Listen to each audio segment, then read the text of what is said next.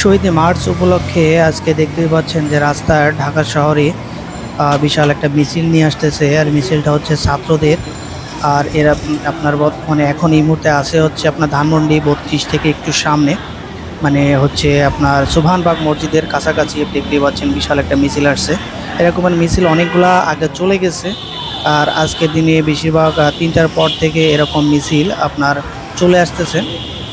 আর এই মিছিলগুলো হচ্ছে ঢাকা রাজু ভাস্কর্য থেকে আপনার ঢাকা বিশ্ববিদ্যালয়ের যে রাজু ভাস্কর্য সেই জায়গা থেকে এরকমের মিছিল অনেক আসছে এবং এখনই আর একটা আসতেছে।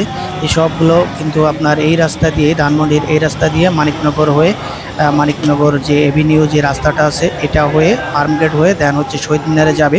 তো আজকে যেহেতু এখন এই মুহূর্তে যে দেখতে পাচ্ছেন যে এরকমের ঝটিকা মিছিল, হ্যাঁ এই একটা মিছিল, পিছর একটা মিছিল, তারপরে এরকম আর একটা আবার সামনে কিছু আগে চলে গেছে।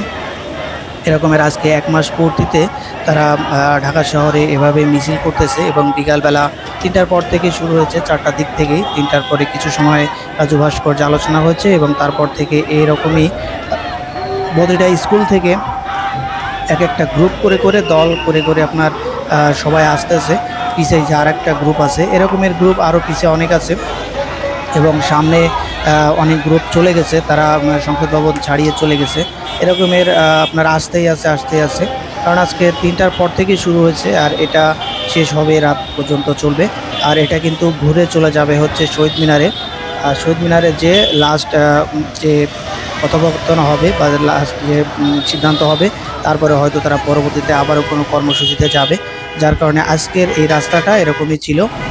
এই যে এখন এরা কিন্তু চলে যাচ্ছে, দেখতে পাচ্ছেন যে ডান দিকে বা দিকে সমান চলে যাচ্ছে।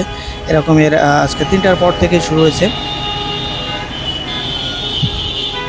যে এখন কিন্তু অনেক দূর চলে গেছে। হ্যাঁ, আর এটা যাবে হচ্ছে সংসদ ভবন হয়ে ঘুরে তারপরে হচ্ছে আপনার শহীদ মিনার যাবে।